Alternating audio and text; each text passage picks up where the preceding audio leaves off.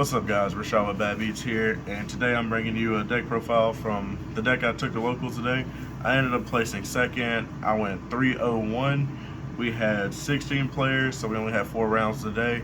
Round 1, I drew against my teammate. He was playing Dragon Maids. Round 2, I played against Dragoonity. I won that match 2-0. Round 3, I played against Earth Machine. We went to game 3. I ended up winning that one in game 3. And round 4, my final round, I played against Sword Soul. And ended up winning that one 2-0 as well. So the deck we're playing today is Cyberse Eldlich. My build's going to be a little different because I couldn't get some of the cards I needed in time.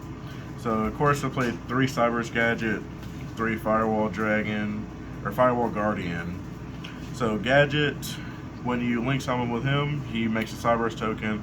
So that's 1 card combo. Firewall Guardian, when you link someone with him, he comes back, and then he's banished when he leaves the field. So it's also 1 card combo.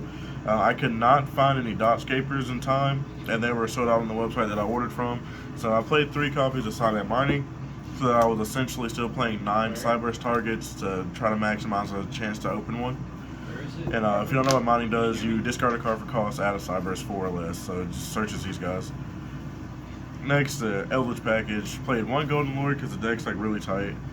60 cards, by the way. 3 Eldland because it's like there's really good synergy with this card in this deck. So you just want to max out on that. 3 Scarlet. 3 Conquistador, of course. I only played 1 Hikaro. I've seen some people playing 2. Even when I played Trap Eldlich, I've always only played 1 of this card. It's just like the easiest card to just play 1 of. Its graveyard effect is like really good against DPE and like Scythe and stuff like that. So sometimes I did kind of miss the second one, but for the most part, you don't need the second one.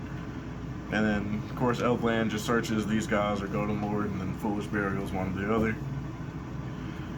Next, to like maximize with the Eldlich cards, since their effects activate in Grave, I played a Magician Souls package.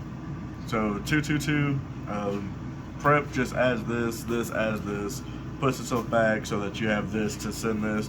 And so like you just need to open one of these cards and like an Eldlich card, and like it gets your Eldlich engine going and it draws your cards.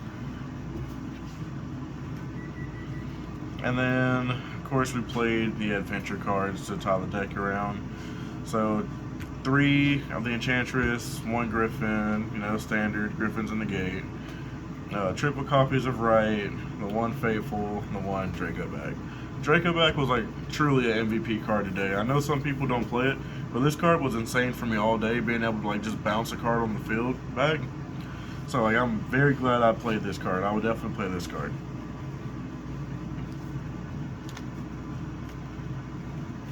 And next, we played the DP stuff.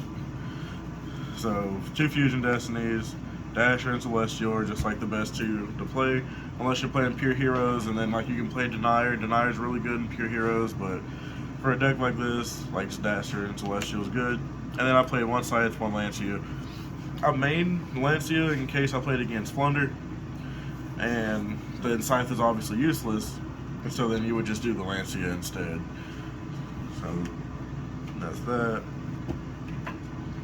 And then next is my hand traps. So I played 3 Ash, 3 Ogre, 3 Veiler, 3 Nib, 2 Imperm. I only played 2 Imperm because of deck space. I could not think of a card to cut for a 3rd Imperm. So, and it's essentially the same as Veiler anyway.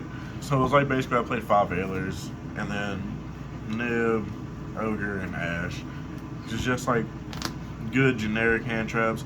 Bell was also insanely good. I almost sided Nib and main Bell, but I decided to just go ahead and main Nib for the combo deck since I had 5 other cards to like out Griffin if they like made a Griffin first before they went into 5 summons.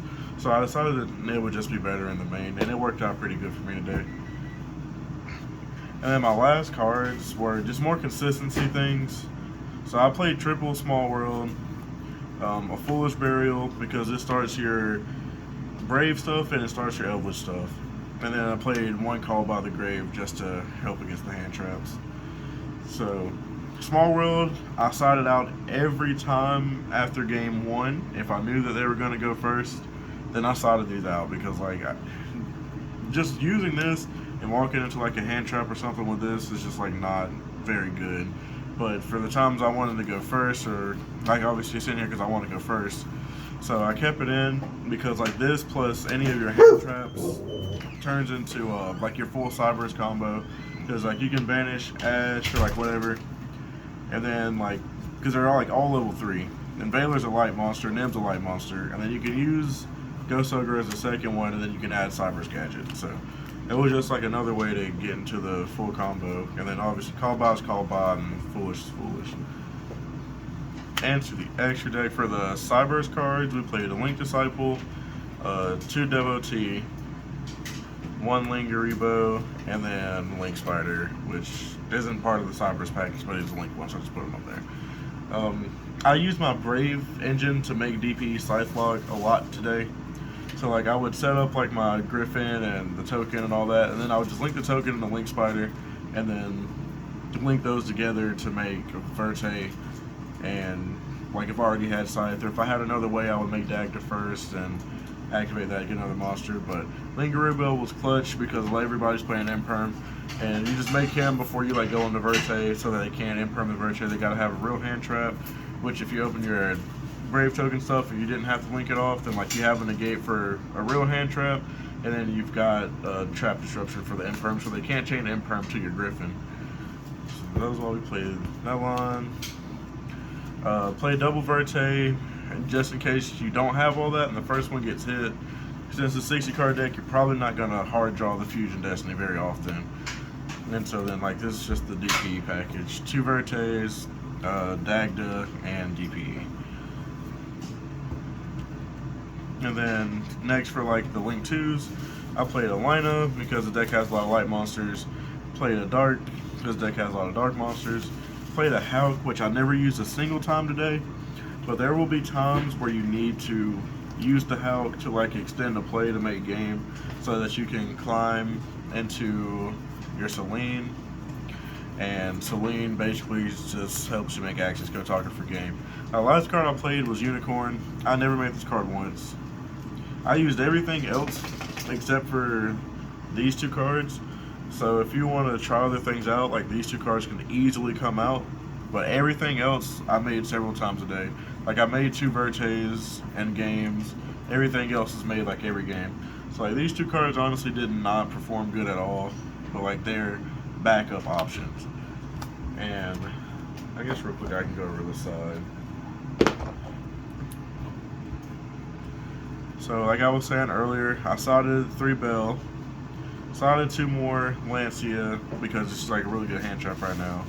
2 Token Collector in case I played against base.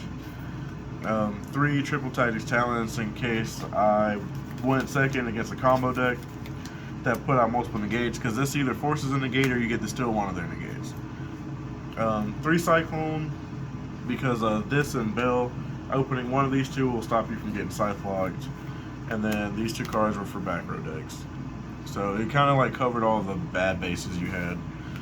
And that was the deck. So again, it was a very good deck. I really enjoyed playing this deck. I think it's pretty strong. It's definitely a good meta contender in this format. I know Brave Prank Kids is like insanely good, and this contends with that deck very well. So hope you guys enjoyed the video. We'll be back with some more later.